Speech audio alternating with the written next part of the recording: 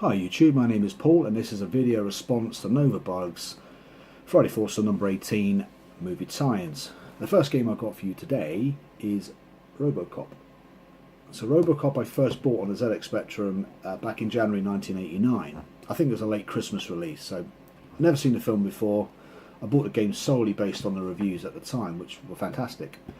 I got home, whacked the tape in the deck, and the first thing you're greeted by is an absolutely fantastic tune by Jonathan Dunn. If you know the Spectrum well, you know it's not synonymous with fantastic tunes. Generally, no, it's not synonymous with smooth scrolling or fantastic animation, which this game has.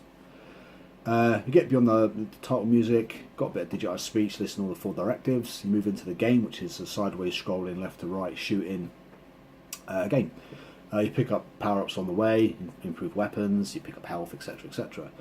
So you get to the end of the first level, which is through old Detroit, kicking some butt. You get to the alley sequence then, with the rapist. So you sort of, little side game really. So you shoot him in the head, move on to the second level, sideways scrolling again, which is exactly the same as level 1 more or less. Left to right, shoot your way through it. At the end of that level you go to the police headquarters, do the photo fit ID, which is again another sub-game, move from the sub-game then into the cocaine factory, which is where you see the fantastic animation I was talking about earlier, where you go up the stairs and the animation is sublime. I mean, for a Spectrum, absolutely fantastic. You leave the cocaine factory, then you go into see Dick Jones. Dick Jones does his directive 4 crap on you, so you can't do sod all. Come to the end of the level, meet Ed 209, smack him in the face, move on to the next level, which is escaping the OCP headquarters. Again, pretty left-right, sort of go down the level to escape OCP. Then you're at the steel mill, so again left to right, bit of up and down in it as well, and then you go from there to actually confront Dick Jones for the final time back in OCP. Shoot him in the face, he lands on the floor outside the skyscraper, job done. Bosh. Next game I've got on the list is Batman the Movie. So I bought this game for the Atari ST Christmas 1989. I first played it on the Spectrum. Spectrum version was done by exactly the same people as Robocop, Dawn Drake and Mike Lamb, and John Dunn for the music. The Amiga version I'm pretty sure was done by the same programmers as the ST.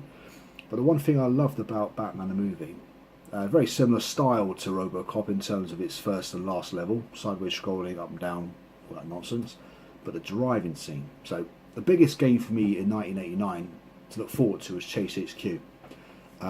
When that game came out on the ST, it had none of the arcade atmosphere at all. The game was quite slow, the sprites were quite small, the music was quite alright. There's no sense of speed. The driving sequence in Batman though was fucking phenomenal. It's really difficult to actually kind of control the cars, it was that bloody quick. So you had to avoid cars, you had to avoid this sort of street furniture, you had to use your batarang on a rope thing to bend your way around bends to progress. Bloody hard, but to be fair, absolutely stunning. I've never seen anything like it up until that point on any game. I mean, bearing in mind I was a Spectrum owner converted to an Atari ST, so it was fantastic for myself.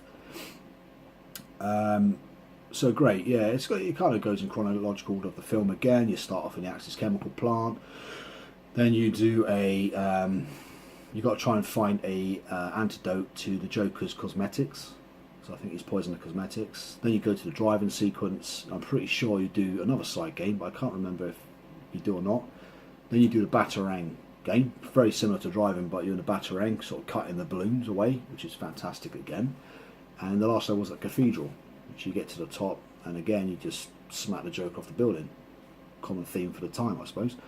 So very similar to Robocop in some ways, but the driving sequences are absolutely sublime. The third game, which I actually bought on the PlayStation, but I've only got on the Saturn at the moment, is Die Hard Trilogy. So again, there's 3 sub-games in there based on the 3 films. A bit of a cheat, I know, but the first game is not an isometric, it's a third-person kind of shooty, save the captives and make your way up the skyscraper, which was probably the least favourite of my 3 elements of the game. The Time Crisis-esque part of it, that was fucking sublime. Again, I never played anything like that before, so I was absolutely gobsmacked by it. You know, I mean, I was hooked on that game for such a long time until I beat it. Very much like a precursor, or I'm not sure if Time Crisis come out by then or not, but it was very similar. Brilliant, brilliant game.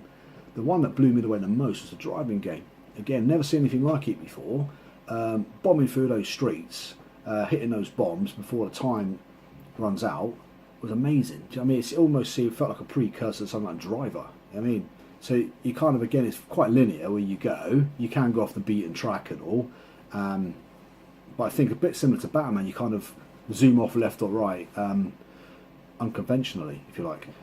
But the game itself, I've never seen it before. It's absolutely amazing. So to have two games within the one package was fantastic. And again, based on all the Die Hard films, the tower, the airport, and the bombs in the schools. And the final game, last but not least, is Blade Runner, which I got on the PC in 1997. I mean, Blade Runner came out as a point-and-click adventure. It wasn't loosely based, it was kind of parallel to the movie. It was very, very similar storyline, different characters. It's the first game I ever played where you had multiple endings, as far as I know. And the choices you make depended on the outcome of the game. It wasn't a dramatic difference, but it was a different ending anyway, and some different dialogue throughout the game. You played as McCoy, I think, is the main protagonist. Very similar to Deckard in the film. And again, it's, if you've seen the film, you get sort of into this straight away because it's very similar. Even the theme tunes there, voice acting from the original cast are doing different parts in the game, but they're there nonetheless. And absolutely fantastic point-and-click adventure. I mean, it's probably some of the best I've played since on the Monkey Islands back on the Amiga, but absolutely fantastic. So there's my 4 choices, and thank you very much. Goodbye.